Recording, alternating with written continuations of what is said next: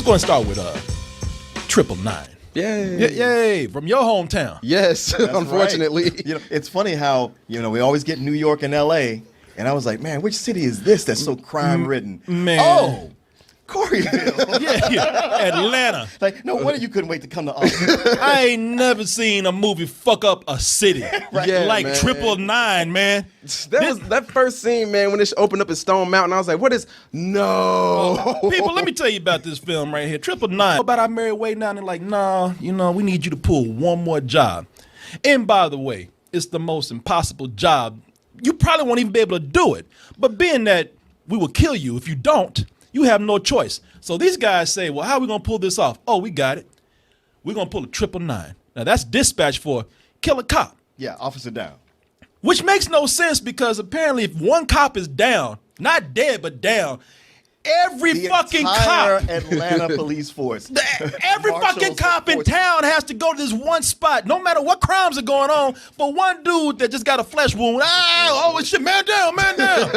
But these guys figure, okay, well, these cops are stupid enough to go over there and do that. While their attention is held over there, we're going to go pull our heist over here, and everybody's going to be happy, right? Oh, except for the cop we just killed. But other than that. Well, you got to break some eggs. Yeah, exactly, Martin, exactly. Spoken like a true crooked cop, Martin. I'm looking at this, and they make Atlanta, makes a cartel town look like Disneyland. Yeah. It's fucked. It was like, it reminded me of watching an entire season of The Shield, the way they portray L.A., where the gangs and the crime is just so rampant that the cops have to be crooked. They made it look like Juarez, man. That's how bad Oh it yeah, was. it looks so grimy and it looks so horrifying because it has great cinematography and it has great action in it, and it's not a surprise that who they got to be the director on this is John Hillcoat, who specializing in depressing motherfuckers, man. Oh, he did The Road, didn't he? Yeah, he did The Road. He did that Australian movie, The Proposition. It pretty much, if you want to make a movie where you want to kill yourself by the end of it, call this dude right here. He's got your back on that. Now, the atmosphere is great, but you also got to have the cops. And when they say crooked cops, when they say dirty cops, they literally mean dirty cops. Yeah, like they never bathed. These cops are about as greasy and sweaty and slimy. All these fucking cops, they want you to know that they are dirty. Like the criminals are compared to, like relatively clean compared to them. When I look at these guys here, you have to be fair because some of these people, they're in the movie by convenience. So if they're dirty, it's probably because they were doing something else. You got Daryl from The Walking Dead, who looks exactly like he does in The Walking Dead. Well, you know what? I've seen, what's the actor's name? Norman Reedus. Yeah, Norman Reedus. Yeah, I've seen him like when he's not acting, just doing other things. He still looks grungy. He still looks fucking dead. This dude, the only thing that they did to him to be in this movie, because the Walking Dead is filmed in Atlanta, and so I guess they shoot The Walking Dead like 2 blocks down the street because he came in, and the only thing that they did to him was take his crossbow away. Right. He showed up and like, we're gonna need this. Yeah. Oh, but How do I kill things now? They don't even give him a gun. They just took his crossbow away and just say, hey, just say you're a cop. That was it. And poor Jesse Pinkman in this. Aaron Paul. Hey, man, you know what? After all those years of playing a junkie fuck up, I'm happy to see him do something different. Oh, and this ain't nothing. By playing a different. junkie fuck up? Yeah. Oh no, it was poor. Y'all know Aaron Paul from Breaking Bad, how he was a meth addict in that. You look at this, and it's like they gave him meth before every shoot. Like they got him fucked up before they started rolling cameras. It makes me wonder, like, since Breaking Bad, has he just received script after script where he plays a character like this and he finally just gave up and said, all right, clearly this is what they want me to do. Or he gave up and actually started doing meth. Hey, he did do Need for Speed, though. That's cinematic classic, so let's not... I think that's what drove him to this. Probably. And apparently in this, he's doing real speed and every other fucking drug out there. Hey, do we gotta worry about that? Cops look after cops. Same as you special ops do. It's fine. Norman Reedus looking at him like, you need to lay off that shit, man. I wonder how many times they had to cut and go, wait, could somebody rub more Vaseline on him? I'll go over there and just piss on him. Yeah, piss on it him. looked like it looked like before every shoot, this motherfucker had a fresh golden shower on him. It's just wet. It's just R. Kelly, wet. fill this back up, dude. look like a wet emo right here. It's almost like, okay, I give it to Aaron Paul and Norman Reedus, because when you look at these guys, they're Norman Reedus going to be what's his name? Daryl, no matter what. Now, Aaron Paul is a ex-cop. He's strung out, and he really is a drug addict, so he's looking the part. But the other cops, I mean, to let you know how dirty they are, they try way too hard to make them look like bad people. You know, that you got Chiwtel Ejofor with scars all in his head. Clifton Curtis, who he comes in there with this little slime ass Clifton Collins Jr. And he has a little slime ass rat tail on the back of his head. This little man bun, a mini man bun, has a fucking porn star mustache. Anthony Mackie sitting. How fucking hot is it in Atlanta, man? That's what I'm wondering. I was like, is it really that humid? It's like New Orleans in the summertime. Okay, man. well there you go. Because don't nobody have air conditioning in their buildings. Don't nobody have coolers in their car. Nobody has talcum powder. Nothing. All these dudes walking around looking like sweaty nuts, man. You know, and the thing with these dudes is that Atlanta apparently is so fucked up in this particular world that these guys just hang around in parking lots drinking and talking about their plans to murder people just out in the open. And say they're dirty cops, like loud. And Come on, man, we're dirty. Oh, yeah. I mean, Clifton Collins sitting over there just loud for everybody. I mean, they in a parking lot hanging like fucking kids in the middle of the night, you know, drinking a bottle of Jack. And Clifton, what's his name? Clifton Curtis? Collins. Clifton Collins. He's like, yeah, man, shit, I don't give a fuck about a cop. I shoot a cop like that, man. Shit, hell, like, man, shut the fuck up. I'm going to tweet this shit. Yeah. Everybody in Atlanta gonna know. Get his fucking phone, man. Well, they'll kill every last one of us. We don't get this thing. We could pull a 999. We can just keep drinking. You know who immediately. That's the thing about the movie. These people are such types. No matter how great these actors are, you can tell immediately who's going to be the tough guy, who's going to be the fuck up, kind of like what you see right here. And the other thing about the movie is like these guys right here that you see. I mean, they're relatively good actors. I mean, well, no, they're great actors. They just have bad dialogue to speak. Oh yeah. But at least those characters are, you know, they're appropriate for their role, no matter how stereotypical or shallow it may be. Some of the other characters in this movie are just straight up cartoons. I told you got the Israeli Russian mob in here, and they got Kate Winslet to be the head of it. And she pretty much, you know, she does that kind of Russian accent where she adds a K at the end of everything. I think they saw her in Steve Jobs and her getting a nomination for it. They're like, oh, she'd be perfect. Oh, she's like, I still got this accent, you know, might as well use it for something else. I feel like she studied for this watching old Rocky and Bullwinkle Right. film. Oh yeah, you know, everything got to end with a K. Yes, darling. Well, how's everything progressing?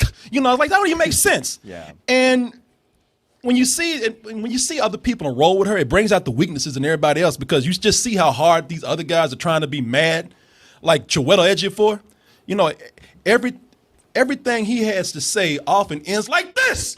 You know? I did the work, now pay me. Yeah, exactly. It's such a feeling of like, just because you get loud doesn't mean anything's gonna happen. Yeah, I have a Whopper, large Coke. It's like, all right, man. Rings. Let's get this thing done. You stay the away from my crew. Tell him we got a way to make it work. Oh, you're quiet now. This is fantastic news. Thank you. I mean, thank you. He had to look at her like, what scene are you acting? Oh, he's like, what the fuck kind of accent is that? He's like, the fuck did you just say? Out of all the characters that you have here, whether they are stereotypes or whether they have silly accents, the silliest has got to be Woody Harrelson, because it don't even make sense what he's doing. He spends the movie as a cop, a straight cop, but for some reason he's high all the time, and he's got these fake ass Billy Bob teeth that really don't have any reason to be there. And I would even go as far as to say they kind of they're a hindrance on end of the night. He can't even talk. You hear that Marshall. I'm trying to keep these drinks in my mouth. I thought they were just playing up the role that he was very high all the time and was slurring his speech. I was like, I can buy into that.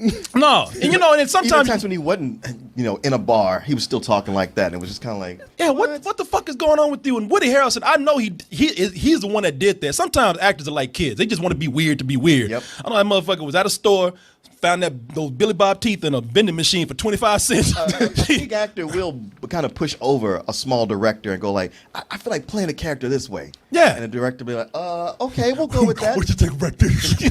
I don't think you want to do it anyway. It's like, all right, shit, do what you want to do, man. And it's a shame because the movie starts out amazingly. I mean, it has one of the most amazing car chases and shootouts that I've seen. But they just blew their wad right at the beginning because they had nothing else to do after that except for maybe one more job, which was not as great as the first one. Yeah, man, with this movie, it just feels like they were at the beginning. I really enjoyed the first half of this movie, but it feels like somebody just jumped the screenwriter near the middle of it and was like, you need to fuck this up now. And it seems like that's exactly what they did. Starting in the beginning, like you said, with the heist was amazing. And this is probably one of the most brutal movies outside of Deadpool that we've seen so far, I've seen so far this year, and including last year too. In regards to the acting, the three main characters, Woody Harrelson, Casey Affleck, and Chiwtel Ejofor, I feel like Casey Affleck was the worst out of all of them. I didn't care. Do you? Because I feel like he was like the best one. Yeah, out of all of he them. was the one that was the No, most I'm toned not down. talking. I'm not talking about with acting. I'm just talking about his character wise. Like his character was boring. His character, he wasn't. Of all the character development in this movie, he was the least developed character of all of them. I would, you know what? I'll tell you that, Martin. I'm not gonna say something but before I forget, because I kept thinking the same thing. I said, you know what? I hate to say it, because your boy Ben Affleck's gonna be Batman. You know how much I respect Batman, but out of that family, I think that Casey Affleck he didn't get the same looks as Ben, but I think he's the better actor. Yeah, I mean, he pulled off. He managed to pull off some good stuff with what he had. But what you said is right though, because he's a great actor in the movie, but he has one thing that he does that's supposed to show that he's a tough guy, and he just keeps chewing this fucking bubble gum through the whole movie, and I'm like, he's doing that to look tough. Every time he says something, he's like, okay, and it's like, man, you chewing bubble gum. It's fucking bubble gum, Get a toothpick like a real man, or a cigarette or something, He's just like a little boy with that shit, man. Yeah, man, and it doesn't do anything. I mean, they keep giving him a hard time about saying you're from Zone 2, which is like a very nice part of Atlanta. Like you're not in Buckhead anymore. You can't be doing this. Whatever, I'm hard. Yeah. Get the hell out of here, dude. And all these other people out here killing people. You're like, oh, I can't do that, man. To me, this movie, it just reminded me so much of True Detective Season 2, where I'm like, it's this convoluted story.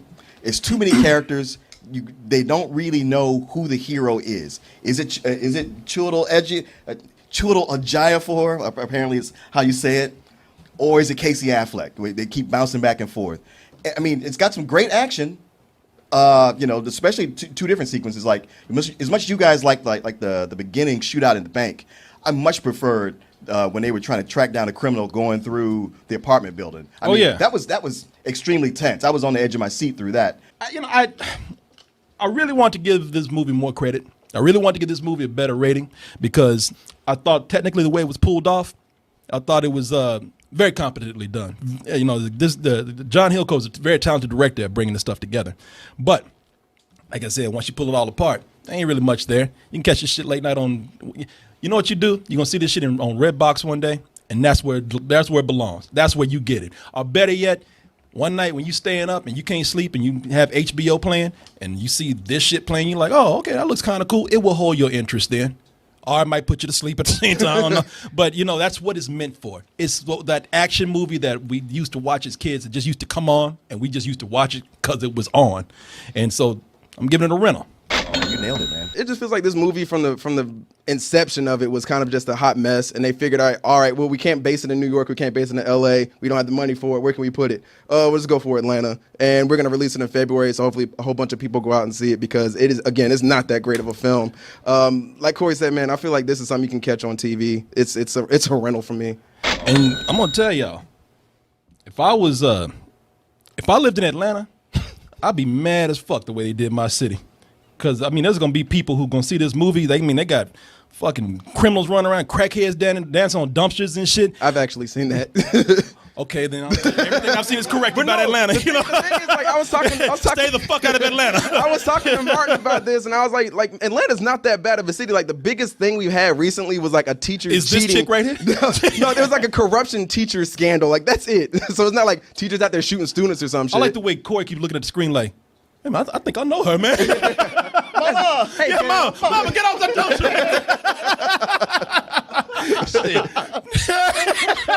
shit. Corey, get your mama, man. hey, man, she's a free spirit.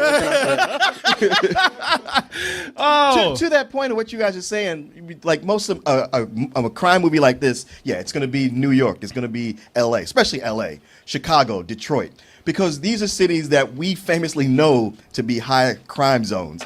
And if Atlanta was anywhere near this bad, we'd be hearing about it. That's why I was shocked. we're done with the review, but I do have to tell you because I pulled this picture. I didn't up. get my Oh, I'm sorry. Get ready.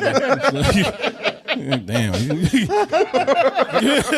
Go ahead. I'll give it for you. Rental, right? Okay, Corey, next time I have to cut you off. Otherwise, I don't get mine in. Rental. There you go. Slow rental. There you go.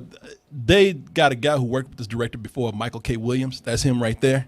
Yeah, Chalky White. Yeah, and I gotta tell you, that brother, he don't make a bad girl.